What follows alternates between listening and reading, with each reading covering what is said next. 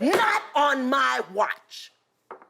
Not on my watch. So the prices for both the Galaxy S25 Edge and the iPhone 17 Air just leaked. And honestly, Samsung, what are you even doing? What's up guys, Sal here, and first things first, let me make it clear that the S25 Edge is a weird phone. On one hand, you're getting some ultra level specs, a 200 megapixel main camera, a titanium frame, ceramic back, and an insanely thin design. But on the other hand, it comes with major compromises, especially when it comes to battery life and cameras. And now with the pricing finally out, it's clear that Samsung might have just played itself because Apple just made them look overpriced. According to Android headlines, the S25 Edge will cost between 1,200 and 1,300 euros for the 256GB model, at least in Europe. And if you want 512 gigs, that's another 100 euros on top. So we're looking at a phone that could easily cross $1,000 or even $1,100 in other markets.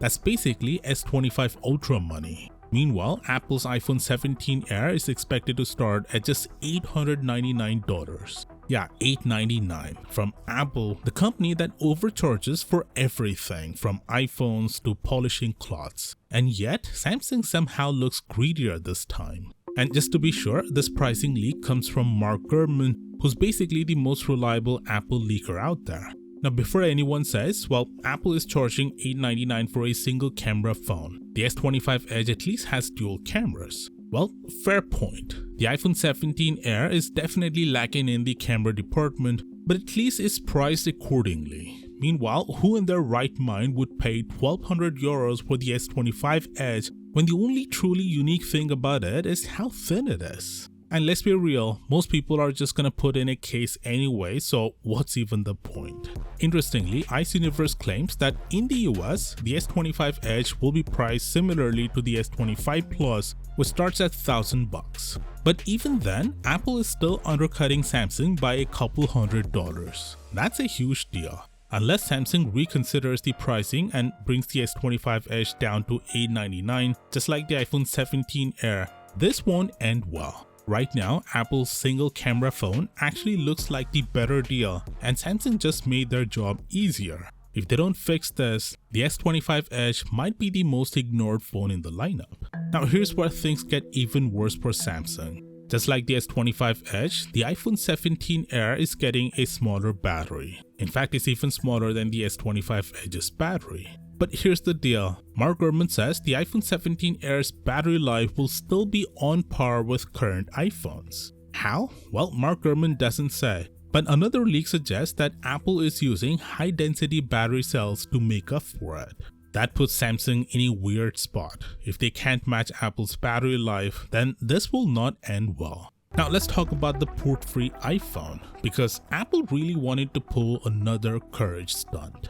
According to Mark Gurman, Apple originally wanted to make the iPhone 17 Air completely portless. That means no USB-C, no charging cable, nothing, just pure wireless charging madness. And let's be honest, this wasn't about innovation, it was about forcing you into Apple's overpriced MagSafe ecosystem where every accessory costs a fortune. Imagine buying a new iPhone and having to spend an extra $50 to $100 just to charge the thing properly. And here's the thing, Apple didn't abandon the idea because of technical issues. Nope, the real reason they scrapped it is because of the EU.